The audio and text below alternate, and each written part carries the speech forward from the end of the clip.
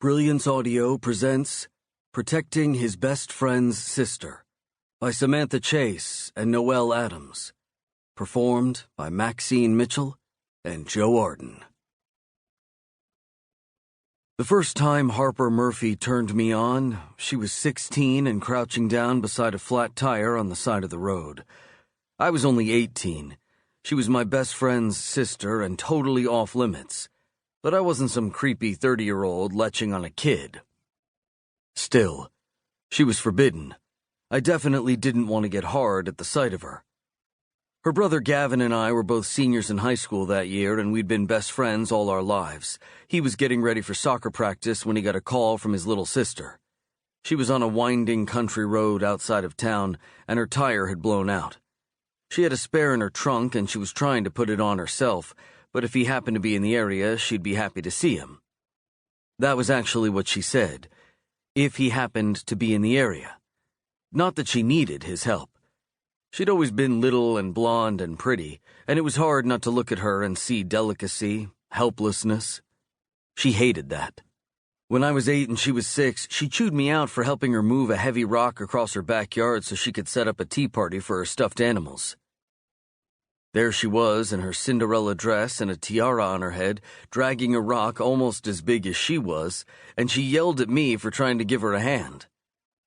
Some things never changed. So when Gavin got the call 5 minutes before practice started and asked me to drive out to make sure Harper was okay, I knew what to expect. Or, I thought I did. She was Gavin's little sister. Tiny, loud-mouthed, braver than anyone I'd ever known. Not that I'd ever tell her that. She'd always been on the periphery of my life, but never very important. Then I drove outside of town, saw her little blue car on the side of the road, and pulled my old truck onto the shoulder behind it. I got out and walked over to the blown tire on the passenger side. And there she was, little Harper, wearing a white tank top and very short cutoffs, crouching down on the gravel shoulder. She was small but curvy, and for the first time I took note of those curves. The way her little round ass was hugged by the worn denim, the way the cotton of her top clung to her breasts, the way the soft, smooth skin of her thighs was exposed nearly up to her hips because of her position.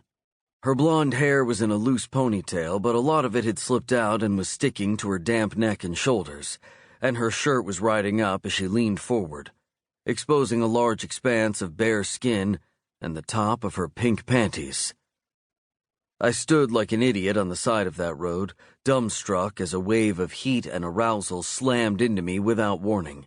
Sure, I was 18, and I was so flooded by hormones I could get turned on by a shopping cart back then, but this was different. This was earth-shattering. Like every breath in my body and every pulse of my blood was all centered only on her. Harper, my best friend's little sister.